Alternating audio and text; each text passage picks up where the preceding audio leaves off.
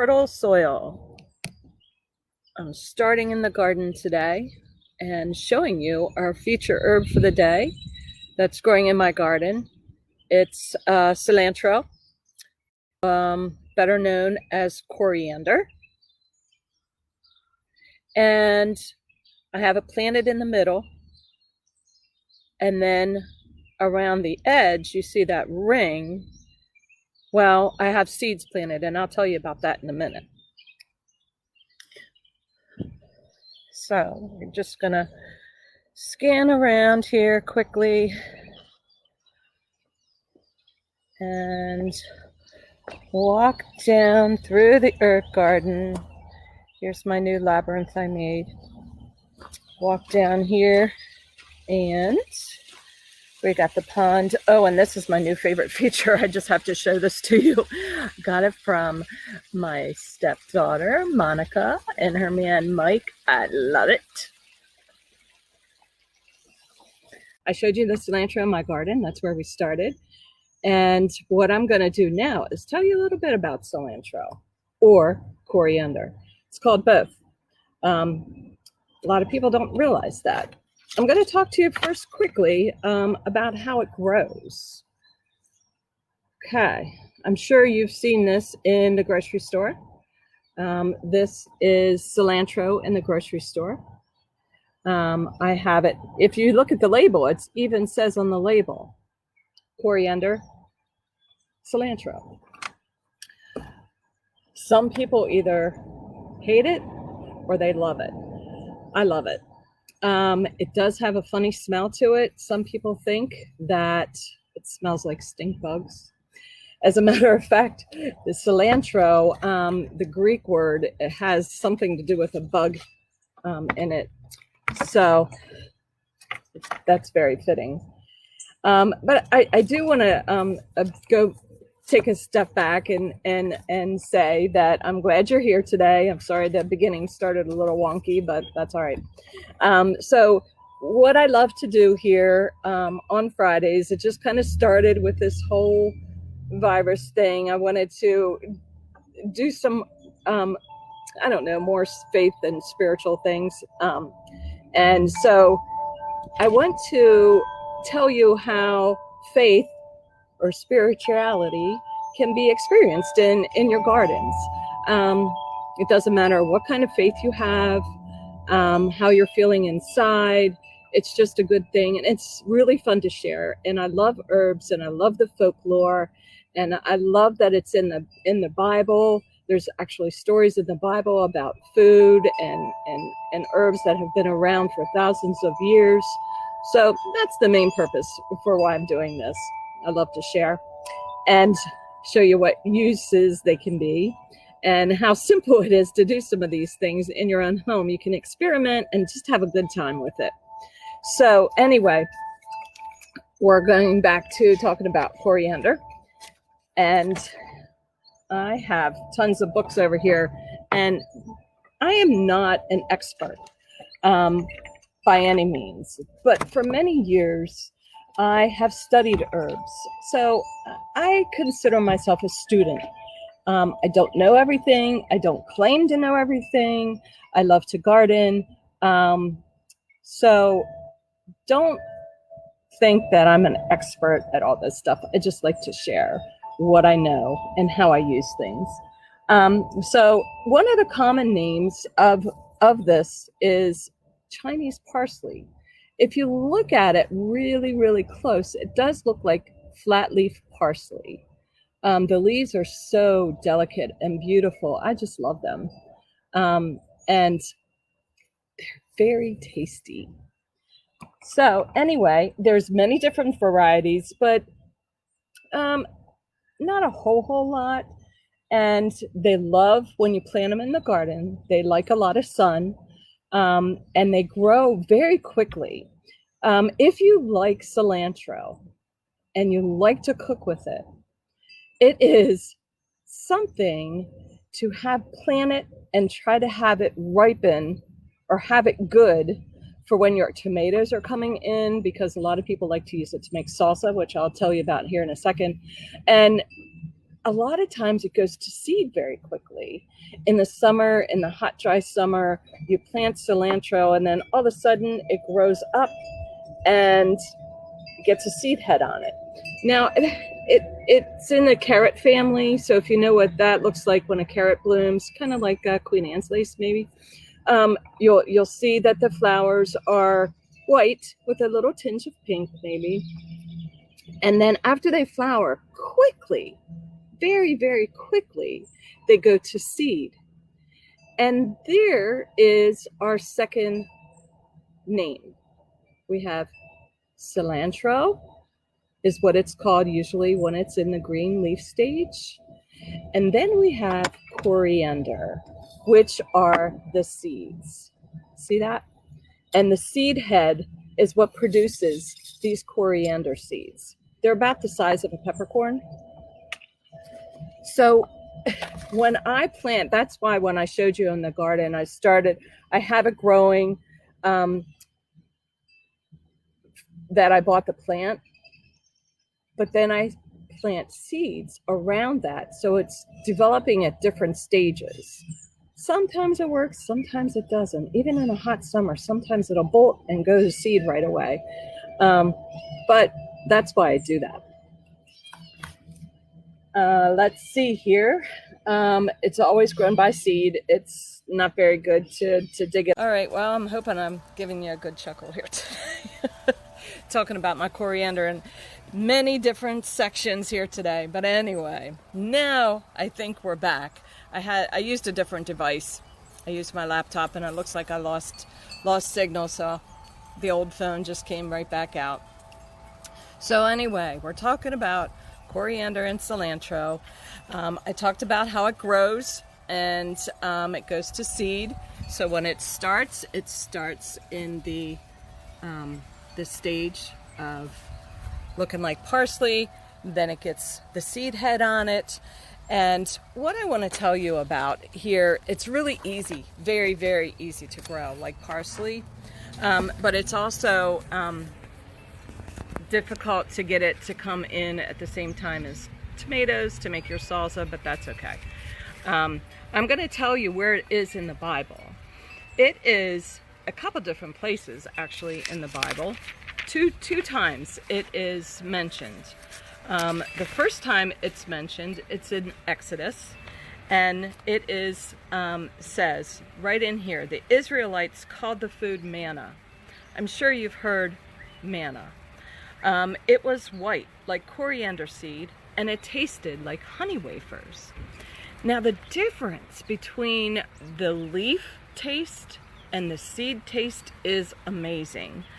A lot of people don't like the leaf taste. It's very pungent, and it really kind of does smell like a stink bug. I think so, once in a while, but I still like to eat it. And the seed has a sweetness to it, and it goes great with honey. So they knew that. And then it's also listed in Numbers in the Bible. In chapter 11, verse 6, it says, "Be now, our appetites are gone." They were traveling so far and they were really hungry. And all we ever see is this manna. The manna looked like small coriander seed. It was pale yellow like gum resin. The people would go out and gather it from the ground. They made flour by grinding it with hand mills or pounding it in mortars. Then they boiled it in a pot and made it into flat cakes. These cakes tasted like pastries baked with olive oil. The manna came down on the camp with the dew during the night. That's right out of the Bible. So it's been around a long time, a very long time, and it is originates, I believe, in Egypt. Coriander, the Israelites, because of that traveling they were doing, they were really hungry, and the Lord sent them manna from heaven, and they say it was similar to the coriander seed. And I told you it's like parsley, it grows similar, and it is part of the carrot family. They have, it has a sharp but pleasant aroma. And it has been found, the Egyptians found it in the tombs over 3,000 years ago. It has been found. It is made into sweet cakes. It's used a lot in sweet baking. The seed part, not the leaf part. The flowers are white with a little pink on it. I think I did tell you that. The benefits of coriander actually has a lot of medical benefits. It can help regulate your cholesterol. It helps lower bad cholesterol and increases the good cholesterol. It's great for your digestive system, and it stimulates your insulin secretion. So it's apparently very good for those who might have diabetes, and helps with the blood sugar levels. Vitamin K, it's very high in, so it's really good for folks, helps your mind. Has lots of antioxidants in it. It helps cure mouth ulcers if you have sores in your mouth. It's great for women during that monthly time. And it helps stimulate your memory, which is that vitamin K. And it's very high in iron. Now, did you know that you can use coriander on your skin? I looked up and found some really cool recipes to use coriander in face masks for your face. I did post a little bit earlier the recipes and how I made it. This one is coriander seed ground up, mixed with honey and lemon. This is to be good on a facial. Put some here.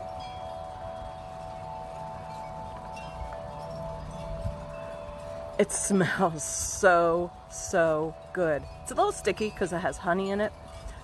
It is so awesome. And I really didn't realize that it was good for your skin. It's good for blackheads, acne, and one of my favorites is it's good for wrinkles. That is what this is good for. Then there's another recipe that has cucumbers and oatmeal and milk. I'm going to open this up here because I'm using my phone. I only have one hand now. I don't have this propped up correctly, and I have, there we go. I don't know if you can see this paste I made. This stuff, I'm not sure. All right, I'm gonna taste it. It's okay. It's cucumbers, milk, oatmeal, cilantro leaves.